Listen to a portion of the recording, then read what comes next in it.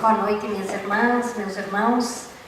Que o imenso amor de Deus, nosso Pai, do Divino Mestre Jesus, aqueça os nossos corações. Costumamos dizer que o pior frio que nós poderíamos sentir seria o frio da alma.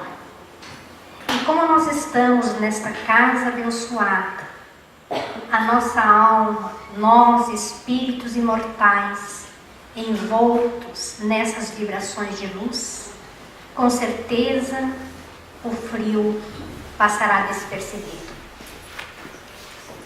O Cristo Consolador. O tema abordado nesta noite, que vai trabalhar a essência do trabalho espírita. Jesus fala e João Evangelista anota: se me amais, guardai os meus mandamentos, e eu não vos deixarei órfãos. Irei ao Pai e rogarei que vos envie um outro Consolador, que ficará convosco até o fim dos tempos. O Consolador terá a tarefa de lembrar o que eu vos tenho dito. Sabia que nós esqueceríamos da sua proposta. E acrescentar o que não tendes condições de compreender. Jesus acolhe, consola, envolve e nos promete um outro Consolador. E no tempo certo, quando a humanidade já amadurecida para receber e compreender, chega à Terra em 1857, com o lançamento do Livro dos Espíritos, o Cristo redivivo. O cristianismo surge novamente na Terra com as propostas prometidas pelo Mestre, o Consolador. Para falarmos do Consolador, o Cristo Consolador, não poderíamos deixar de falar do Centro Espírita, para que nós possamos entender quais as funções do Centro Espírita, onde nós viemos a desenvolver o trabalho, desenvolver as propostas trazidas pelo Mestre Jesus. Então vamos encontrar no dizer de Emmanuel e de Joana de Ângeles que o Centro Espírita é uma escola aonde nós viemos aprender e aonde nós viemos ensinar. Esta escola bendita, aonde ao aprendermos ensinamos e ao ensinar nós aprendemos. No dizer de Joana de Ângeles, fala que o Centro Espírita não é só uma escola, mas é a universidade do Espírito. Então todos nós que frequentamos o Centro Espírita, frequentamos a Universidade da Alma. Nos sintamos honrados por fazermos parte e estarmos integrados nesta Universidade da Alma. Porque muitos de nós lamentam nesta encarnação não ter podido frequentar uma universidade. Ao ouvir a fala de Joana de Ângeles, nos sentimos gratificados que nós possamos usufruir dessa universidade. Mas a mentora espiritual também vai nos dizer que o Centro Espírita é uma oficina. O que nós levamos na oficina? Algo que precisa ser consertado, reajustado, reparado. Então ela diz que é uma oficina aonde nós vamos fazer os ajustes, desenvolver os trabalhos e despertar as virtudes que trazemos na nossa intimidade. Mas, vai mais adiante, ela vai nos dizer também que o Centro Espírita é um hospital de almas. Almas doentes que somos todos nós. Aonde nós viemos nos tratar. Aonde se trata o encarnado e o desencarnado, hospital de almas doentes. Somos todos nós que frequentamos o Centro Espírita. Falando em hospital, nos lembramos de Dr. Bezerra de Menezes, o médico dos pobres, o servidor humílimo de Jesus, como ele assina suas mensagens quando ele se comunica através do Divaldo.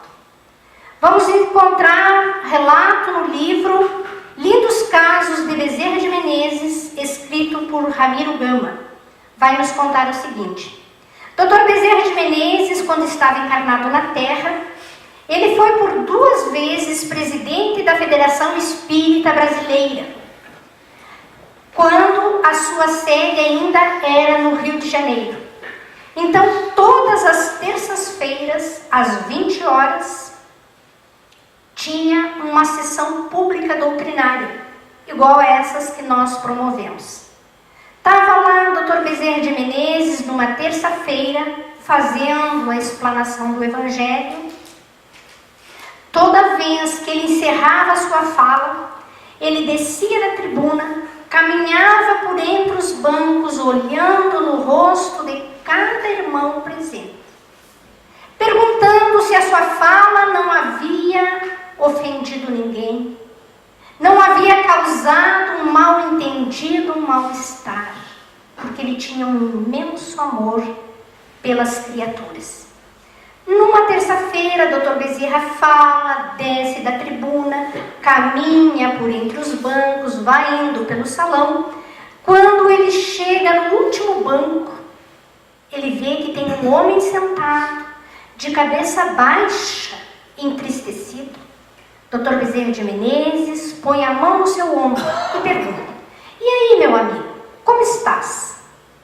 O homem se levanta, com os olhos cheios de lágrimas, e diz: "O senhor sabe, eu estou desempregado há 4 meses.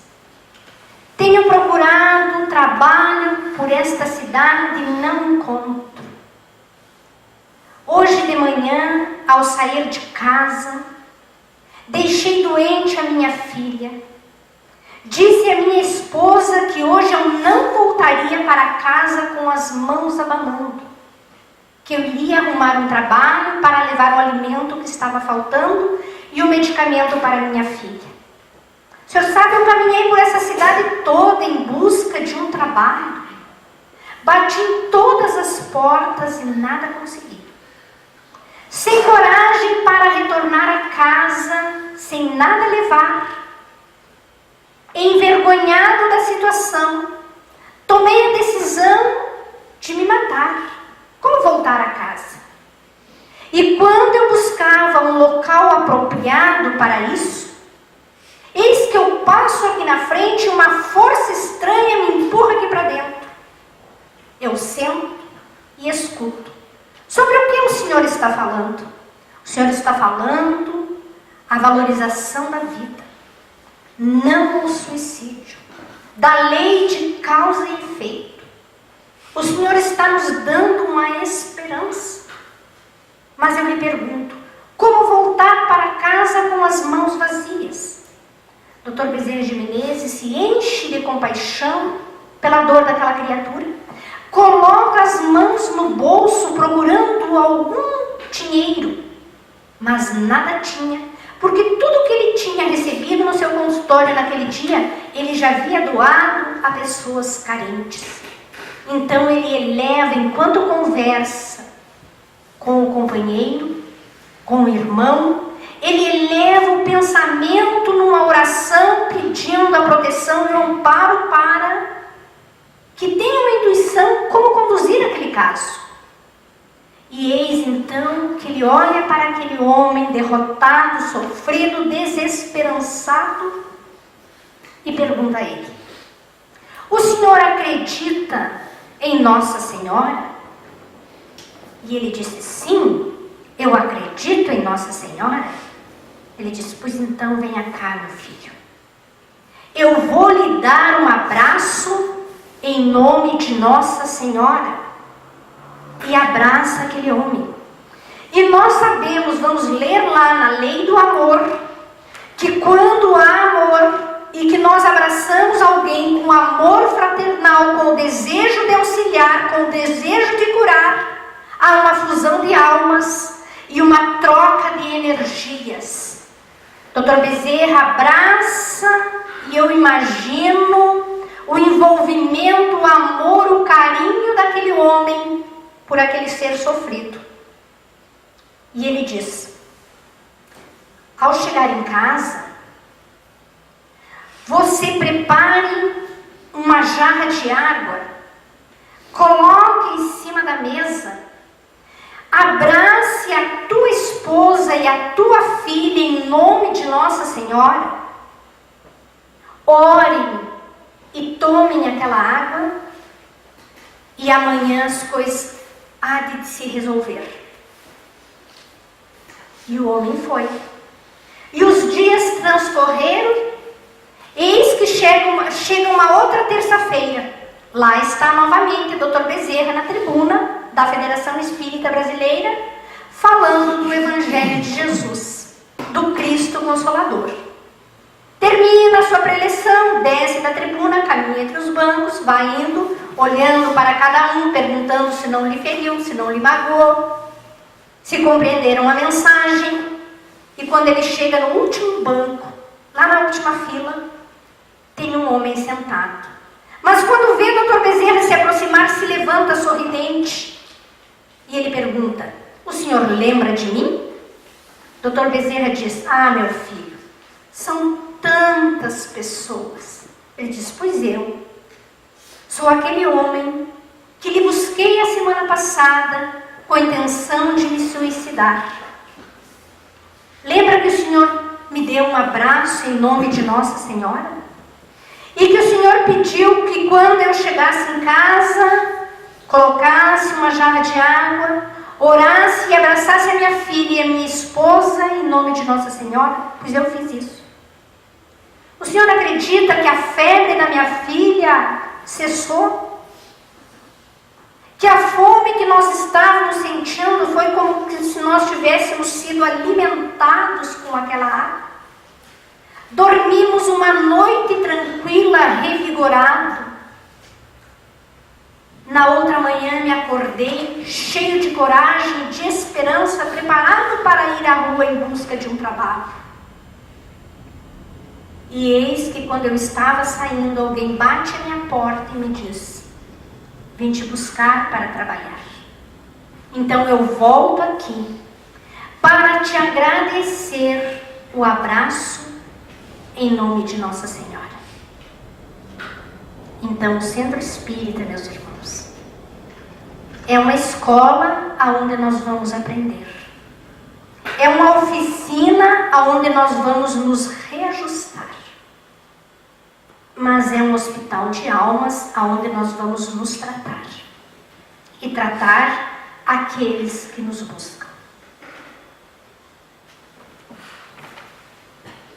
Então, no capítulo 6 do Evangelho segundo o Espiritismo, intitulado Cristo Consolador, nós lemos a seguinte passagem: sou o grande médico das almas e venho vos trazer um remédio que deve curá-las. Os fracos, os sofredores e os doentes são meus filhos prediletos. Venho salvá-los. Não há como não nos consolar, não nos emocionar ao meditarmos a respeito desta afirmação. Sou o grande médico das almas e venho trazer-vos um remédio que deve curá-las. E ele vai falar que nós, os fracos, os sofredores, somos os seus filhos prediletos e não estamos ao desamparo. Então não tem como nós falarmos dessa escola, dessa oficina e desse hospital sem nós meditarmos a respeito dos objetivos do Centro Espírita. Qual é o objetivo do Centro Espírita para que nós possamos compreender a proposta trazida pelo Cristo Consolador? É promover o crescimento felicidade da alma, promover o nosso crescimento de almas imortais, lembrando todos os pensadores, e São Jerônimo de Praga que dizia: se tendes que ensinar às crianças e aos jovens, não vos esqueçais de ensinar as coisas que têm trânsito nos céus. Então nós viemos aprender nesta escola bendita o nosso crescimento intelecto-moral, e também o objetivo é acordar as consciências sem violentá-las. É fala de Dr. Bezerra de Menezes. Acordar, desenvolver, promover trabalho dentro dessa oficina para despertar as consciências que ainda dormem, despertar para a nossa realidade de almas imortais, que estamos aqui de passagem, que devemos saber que estamos vivendo temporariamente uma experiência física, mas que somos espíritos imortais, irmos acordando para as verdades que nos conduzirão à felicidade, sem violência. O que é despertar as consciências sem violentá-la? É saber dar o tempo de cada um. Não é a força, não é a grito e não é com imposição. É desenvolver. É dar o elemento, semear a semente e aguardar o tempo certo para que essa semente venha germinar. Quando nós meditarmos a respeito da parábola do semeador, nós vamos ver que Jesus fala que o semeador sai a semear. E em nenhum momento ele diz que o semeador colheu, ou que saiu a colher, mas a semear. E vamos lembrar também que o mestre não escolheu os locais para jogar a semente. Ele ia jogando por onde ele andava. Porque no tempo certo, aquela semente iria promover o desenvolvimento e o acordar das criaturas para a compreensão da sua proposta libertadora e iluminadora. Então, para que nós venhamos a desenvolver o nosso crescimento intelecto-moral, nós precisamos nos esforçar, nós precisamos buscar, nós precisamos querer crescer como almas imortais, levantar do nosso comodismo e irmos em busca do conhecimento. Mas não basta somente o conhecimento, porque Emmanuel já relata que 2 asas nos levarão a mundos superiores. Uma asa chama-se conhecimento, a outra asa chama-se sentimento, porque Dr. Bezerra de Menezes vai nos falar que conhecimento sem sentimento nos faz verdugo dos nossos irmãos. Então há necessidade de desenvolver o intelecto moral para desenvolver o conhecimento e o sentimento. É conhecimento com amor, conhecimento com fraternidade, com caridade, com amizade, com compreensão. E Michel, na mensagem do Evangelho, também vai nos falar, na mensagem aos órfãos: deixai que os vossos corações se enterneçam diante das misérias e do sofrimento dos vossos semelhantes. Nos enternecer, e quando ele fala em misérias, ele não está só falando da miséria material, porque muito mais difícil de combater é a miséria moral do que a miséria material. A miséria material, para nós combatermos, basta nós termos boa vontade, desprendimento, desejo de auxiliar o próximo. Agora, a miséria moral depende de cada um de nós combater. Então ele nos convida a deixar os vossos corações se enternecer diante daquelas criaturas que ainda se comprazem em matar, em perseguir, em prejudicar o nosso semelhante. Mas quando nós falamos em misérias, nós sempre achamos que são os outros lá fora, fora do movimento, fora da nossa casa. Mas nós temos muitas misérias morais que precisamos trabalhar, precisamos enternecer o nosso coração para aceitar o nosso irmão, o nosso semelhante. Essa frase foi tema da campanha do professor Jason de Camargo, quando esteve na presidência da Federação Espírita do Rio Grande do Sul, quando ele lançou a educação dos sentimentos. Porque percebemos nos movimentos a falta da ternura em nossos corações. Então foi amplamente falado a respeito dessa campanha. Educar os nossos sentimentos, abrandar os nossos corações e acolhermos-nos uns aos outros.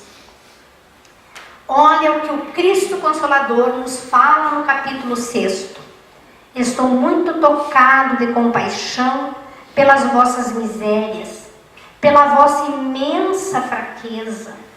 Nossa, às vezes eu me sinto envergonhada quando eu leio esses textos e esses temas, porque ele está falando, é para mim, é para você, é para todos nós.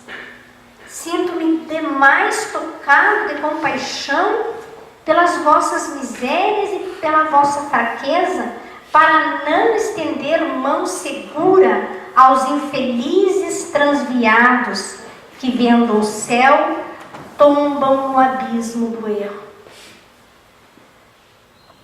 Será que nós, por conhecermos a doutrina espírita, não nos inserimos nesse contexto que ele fala? Quem são os infelizes transviados, que vendo o céu? Que céu é esse? É o céu do conhecimento que chega às nossas mãos. É a proposta reencarnatória para a nossa transformação, para a nossa melhoria. Hoje é o dia mais importante das nossas vidas, nos fala Emmanuel. Hoje é mais importante porque o ontem já passou. Por melhor ou por pior que ele tenha sido, ele passou. O amanhã nós não podemos afirmar que o teremos encarnados, mas o hoje nós temos. Nós temos que pensar em nós como almas imortais e o que nós estamos fazendo enquanto participante dessa escola bendita, enquanto trabalhador. Vendo o céu, tombam nos abismos dos erros, quando nós nos deixamos envolver-nos pelo desamor, pela falta de caridade, pela falta de fraternidade.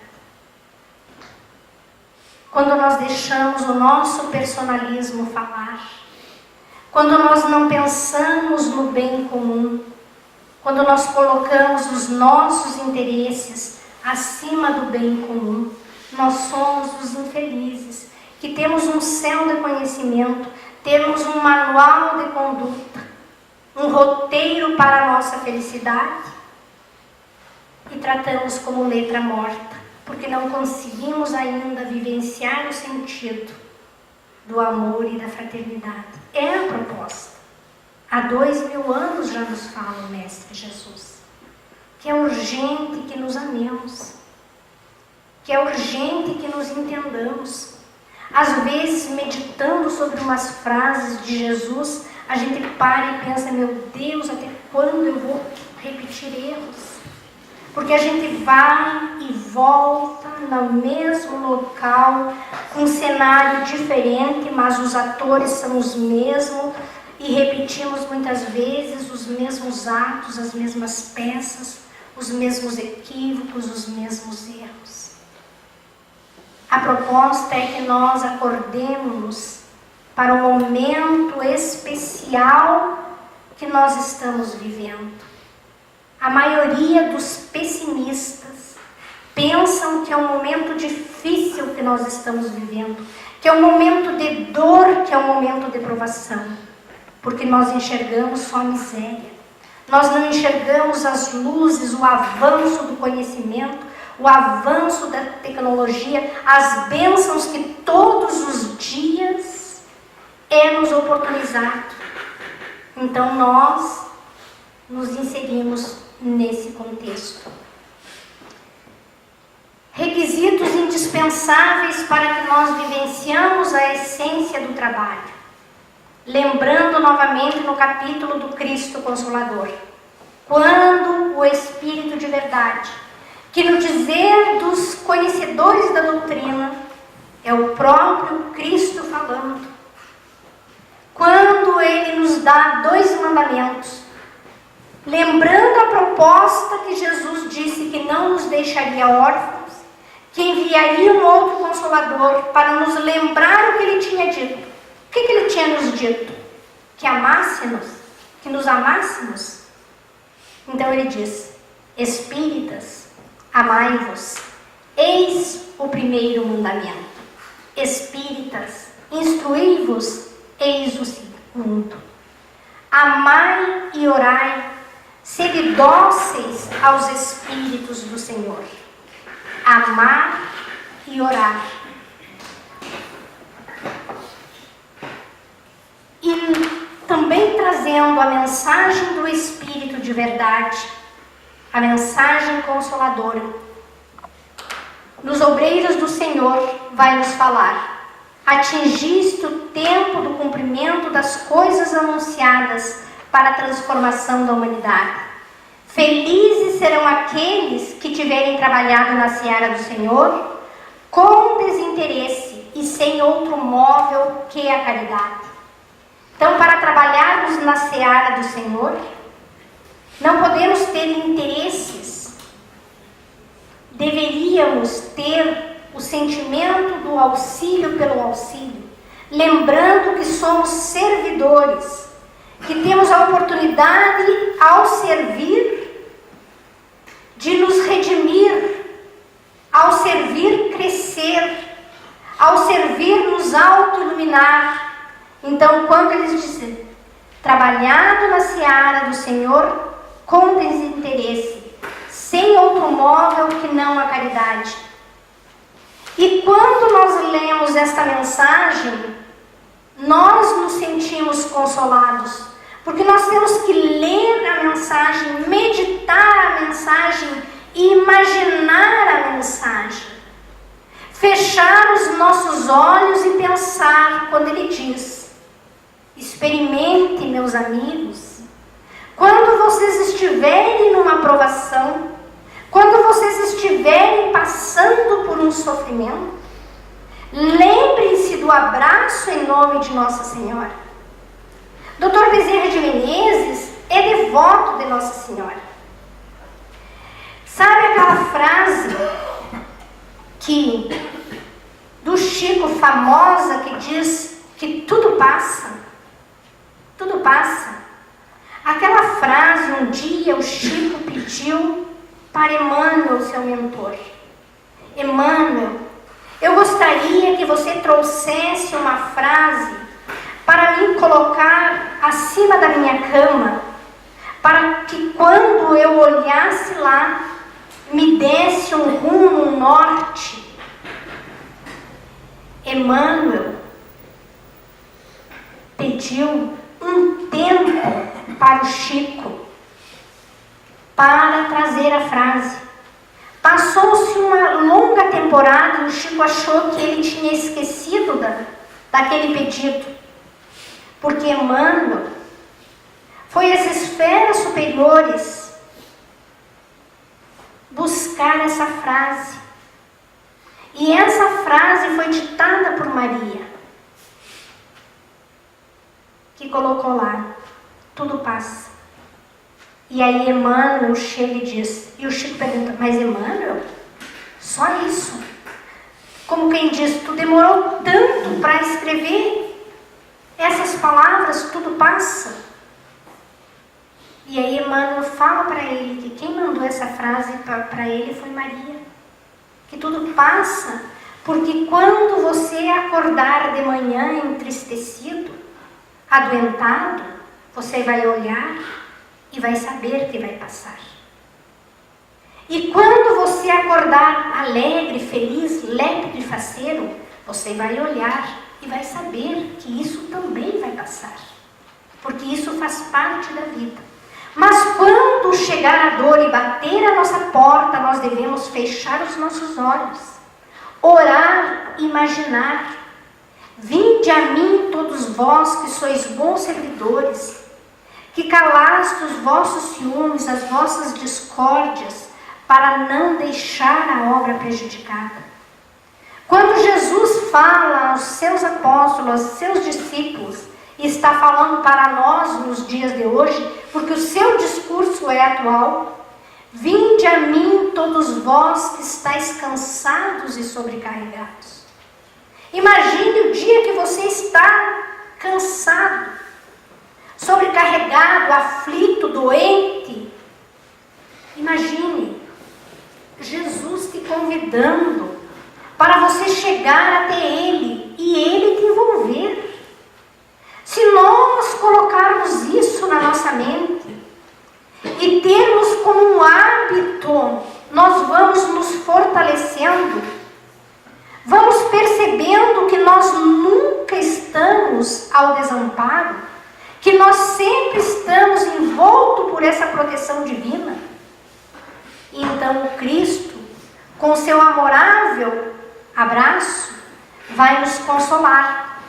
Mas para que nós, trabalhadores da seara espírita, nós trabalhadores que não somos trabalhadores do Cristo somente quando estamos dentro do centro espírita, que nós possamos desenvolver esses sentimentos chamado amor.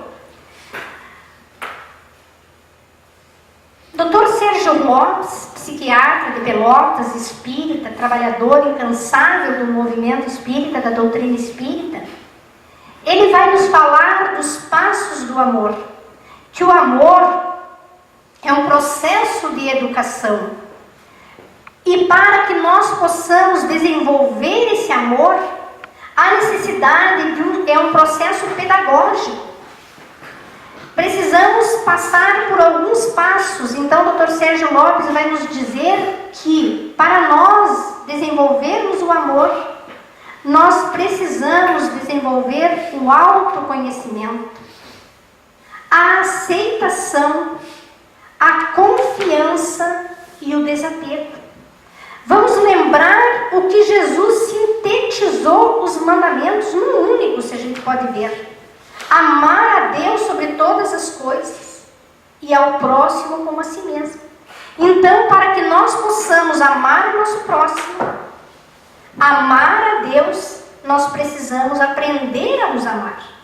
Por que a gente faz um esforço imenso para amar o próximo e a gente tem dificuldade? Porque ainda não nos auto-amamos. E por que não nos auto-amamos? Porque nós não nos conhecemos. Na questão 919 do Livro dos Espíritos, Santo Agostinho nos dá um roteiro para o autoconhecimento. Porque se nós não nos conhecemos, nós somos um desconhecido para nós mesmos, nós não podemos nos amar. E olha o que diz o Dr. Sérgio Lopes: se eu não olhar para mim, não posso ir adiante. Se eu não me olhar, se eu não me avaliar, se eu não me autoconhecer, como é que eu vou dar um passo seguinte no despertar da consciência? Se eu não faço uma avaliação a meu respeito. E aí é o momento que a espiritualidade nos convida a travarmos a luta da espada interior, a travarmos uma luta conosco mesmo.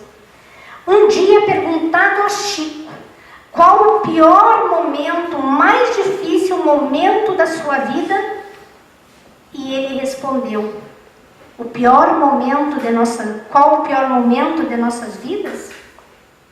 É o momento de melhorar. É o momento que nós olhamos para nós mesmos, nos descobrimos, não gostamos de algumas coisas que nós vemos e passamos a trabalhar. O que levou o Dr. Bezerra de Menezes a dizer que os piores inimigos não são aqueles que nos apontam o dedo acusador, mas são as nossas imperfeições. Eu, quando li isso, fiquei até revoltada com o Dr. Bezerra de Menezes. São as nossas imperfeições que nos levam a revidar, os nossos piores inimigos. Então, o pior momento da nossa vida é o momento de nós lutarmos com os inimigos que nós trazemos dentro de nós. Então, nós temos que travar a luta interior. No momento que eu passo a me autoconhecer, e voltando no autoconhecimento, esses dias conversando com uma pessoa no atendimento fraterno, ela já tinha percorrido todos os médicos, tinha dores generalizadas, fazia todos os exames e tudo era bom. Porque no atendimento fraterno a gente questiona, já foi no médico, já fez isso, já investigou, porque Kardec nos leva a avaliar primeiro o físico. Se não é físico, nós passamos a avaliar o emocional e o espiritual. E aí, como ela nos trouxe que estava fisicamente tudo bem, mas quem sabe então, minha irmã, não é hora de você olhar para dentro de você. Qual foi a resposta que me surpreendeu, mas eu achei o máximo? Ela disse: mas quando a gente olha para dentro da gente, a gente vê muita coisa feia. E é real. Por isso que é difícil da gente se autoconhecer. Eu disse: pois então nós temos uma proposta. Se você olhar para dentro de você e enxergar coisas feias, imagine que você é um terreno baldio. O que tem num terreno baldio? Restos, ervas daninhas, inso e outras coisas. O que você faz quando você quer limpar um terreno baldio? Tu começa um pedacinho. Cada pedacinho que você vai limpando do terreno baldio, você vai fazendo um canteirinho de amor perfeito. Daqui a pouco o terreno baldio vai estar uma beleza, florido. Somos nós.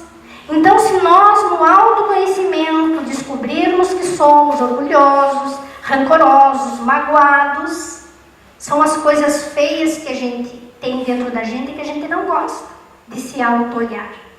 Por isso nós fazemos barulhos exteriores, para não nos auto-olhar e não nos auto-escutarmos.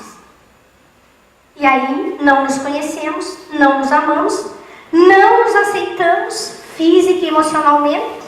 Nós precisamos nos aceitar como nós estamos, sabendo que nós estamos assim, que vamos melhorar. Mas nós precisamos aceitar a nossa situação física e emocionalmente, aceitar a nossa inteligência que descobrimos que podemos desenvolver e que todo ser humano tem uma capacidade imensa de desenvolver a sua inteligência. Se tiver vontade, se quiser. Aceitar a raça que nós reencarnamos, porque tem uma razão de ser, a posição social, etc. Então, para me amar, eu preciso me conhecer, me aceitar. Adiantaria eu passar uma encarnação inteira lamentando por ter 1,50 m? Agora menos ainda 1,48 m, porque a gente vai diminuindo, vai baixando, né? Adiantaria? Por que adiantaria? Existe solução, posso botar um saltão, não é verdade? Mas eu tenho que saber me aceitar como estou. E procurar viver o mais feliz possível na situação em que eu me encontro, com a inteligência que eu me encontro, na raça que eu reencarnei, na posição social que eu estou. Porque há uma razão de ser. Então, no momento que eu aceito isso, eu já comecei a progredir. Mas, para que eu aprenda a me amar, eu tenho que confiar em mim. Eu tenho que confiar. Quem confia em si, olha bem o que nos diz, é o psiquiatra espírita baseado nas obras de Joana de Ângeles.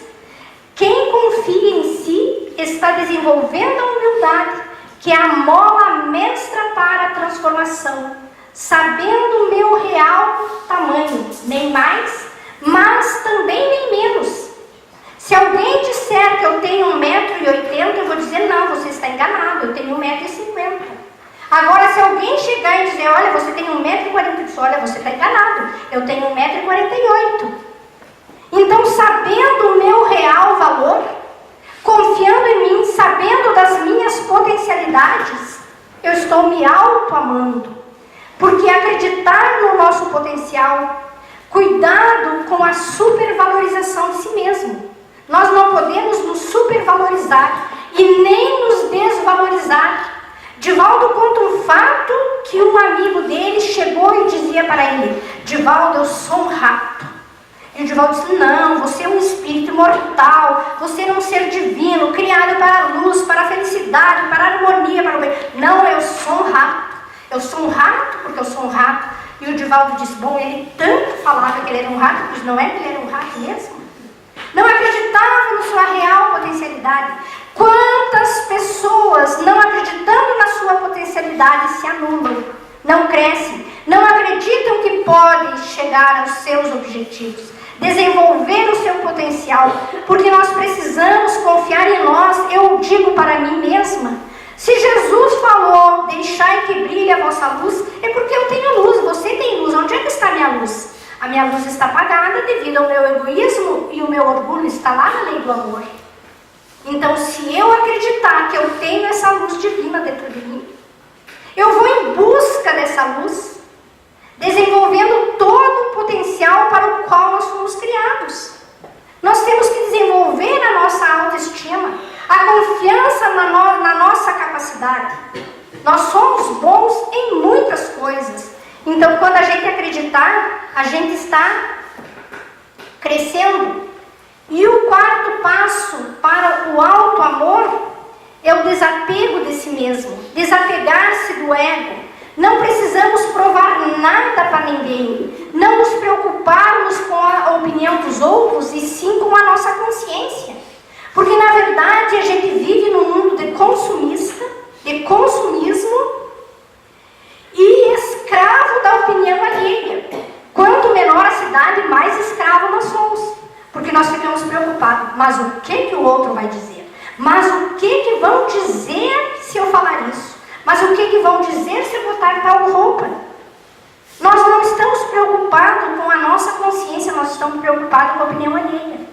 Então, desapegar-se desse ego. Não precisamos provar nada para ninguém. Nós, confiando em nós, deixa o povo falar. Não é verdade? Com esses passos nós chegaremos no alto amor. E como é que eu vou chegar no amor ao próximo? O reconhecimento do outro, reconhecendo o potencial do outro, sabendo que o outro não é extensão nossa, não fazer com que o outro se sujeite a nós. O que é uma extensão? Uma extensão é isso aqui que nós estamos vendo. O outro não é, ele não está conectado em nós. Então nós temos que respeitar, saber que cada um é uma individualidade. Nós somos espíritos livres, que nos vivemos em sociedade porque precisamos do outro para crescermos, mas não dominação com o nosso semelhante. Aceitação do outro, amar o outro, amar a diferença. As diferenças foi que fizeram de Jesus o maior psicoterapeuta. Amar o outro com as suas qualidades, com a sua capacidade, com as diferentes maneiras de pensar. Não é porque o outro pensa diferente de mim que nós precisamos ser inimigos. Nós temos que aprender a conversar no terreno das ideias e não levar as questões para o lado pessoal, aceitando a diferença do nosso semelhante. A confiança no outro. Quando eu confio em mim, já posso confiar no outro. A confiança é geradora de felicidade. Confiar no outro sabendo que quem trai, trai a si mesmo. Não está traindo o outro. Então, no momento que a gente confia no outro, no nosso semelhante, nós estamos desenvolvendo também a confiança em nós. Se nós confiamos em nós, nós estamos preparados para confiar no outro. Se não confiamos em nós, estamos sempre desconfiados do nosso próximo, do nosso semelhante. E o desapego do outro. Quem ama liberta, quem ama desapega. Nós somos espíritos livres, não podemos escravizar os outros. Deixe-os livres para ir se desejar. Mães que não querem que seus filhos alcem voos, que não querem que seus filhos cresçam, que querem ter todos debaixo da sua asa. A minha mãe é assim. A minha mãe, se um filho estiver longe, ela diz que ela não é feliz. Porque isso, será que isso é amor ou é apego? Quem ama, liberta, deixa crescer, oportuniza o crescimento no seu semelhante. Joana de Ângeles que fala isso, não sou eu. E Dr. Sérgio Lopes escreve baseado nas obras de Joana de Ângeles. Então nós precisamos conhecer o outro, conhecer a nós, aceitar o outro, aceitando a nós, desapegar-nos dos nossos egos, confiar em nós, confiando no nosso semelhante.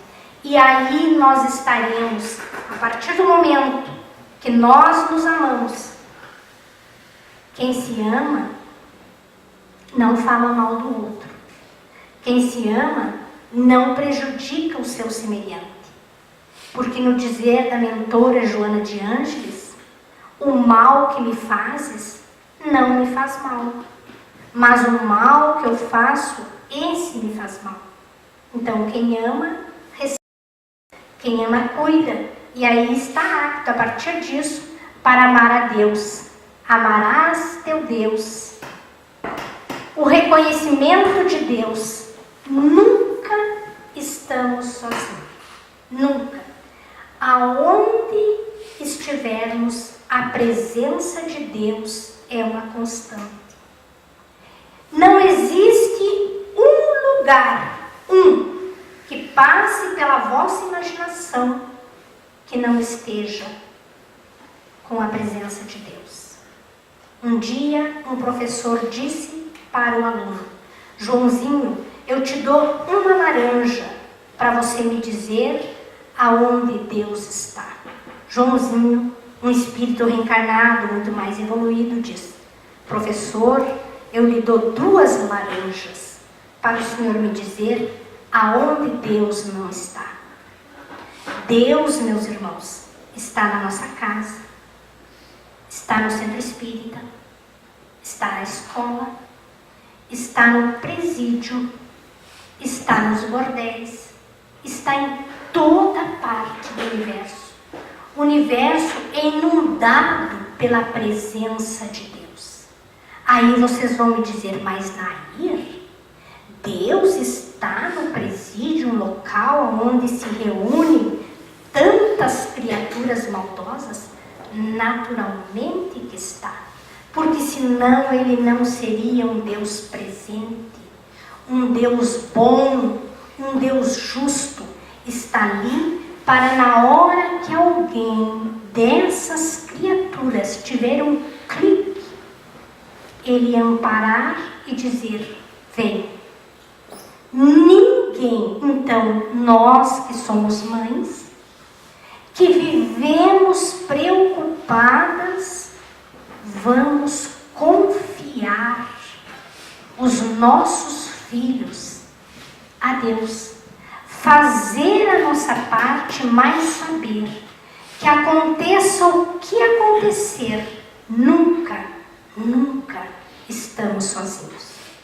E isso nos dá um consolo, um conforto, e nos deixa fortes, porque nós sabemos que estamos sempre amparados por Deus.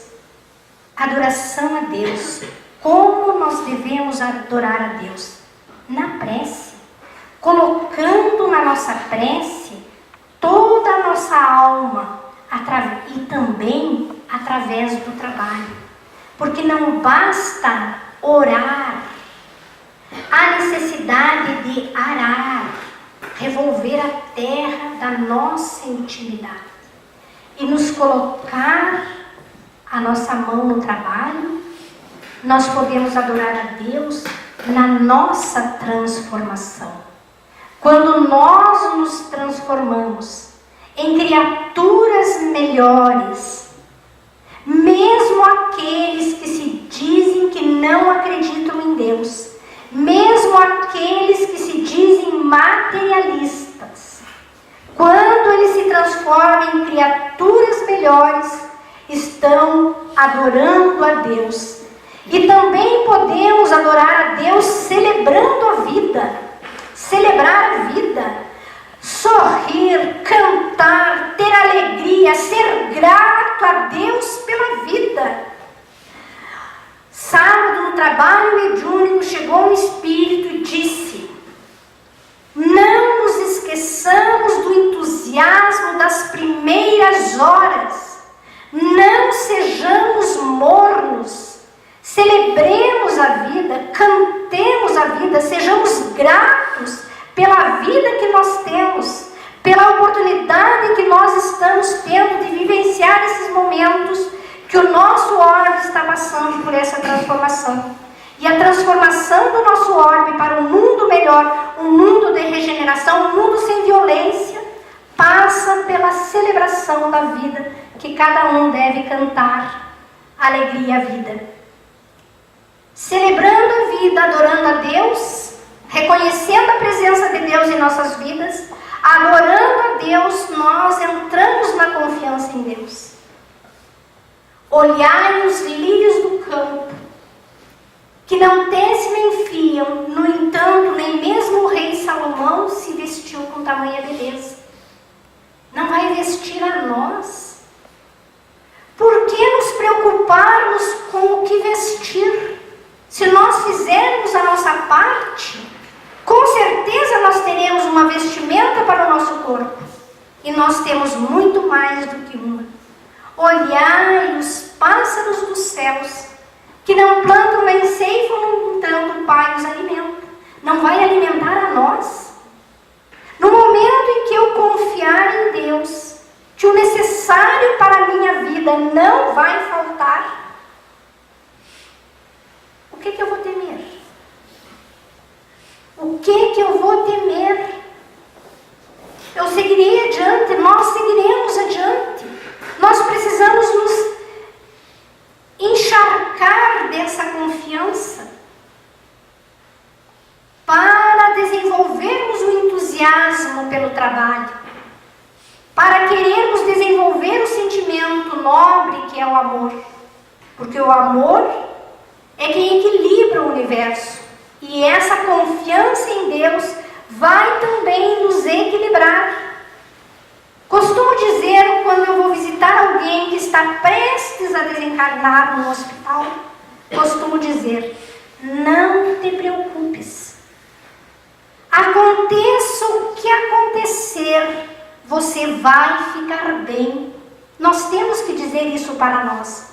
Não te preocupas. Aconteça o que acontecer, você vai ficar bem, porque se você estiver com Deus, não importa o que te aconteça, porque você vai ficar bem. E é esse sentimento de confiança que o Cristo vem nos convocar nos dias de hoje para que nós possamos vivenciar. E aí então nós saímos do conhecimento de Deus, da adoração a Deus, da confiança em Deus e nos colocamos o quê? À disposição para o trabalho. Estamos prontos para trabalhar. A essência do trabalho espírita, então, no convite do Cristo Consolador, é nós sairmos do reconhecimento, da adoração e da confiança em Deus e nos colocarmos a trabalho de Deus pelos caminhos que Ele nos coloca.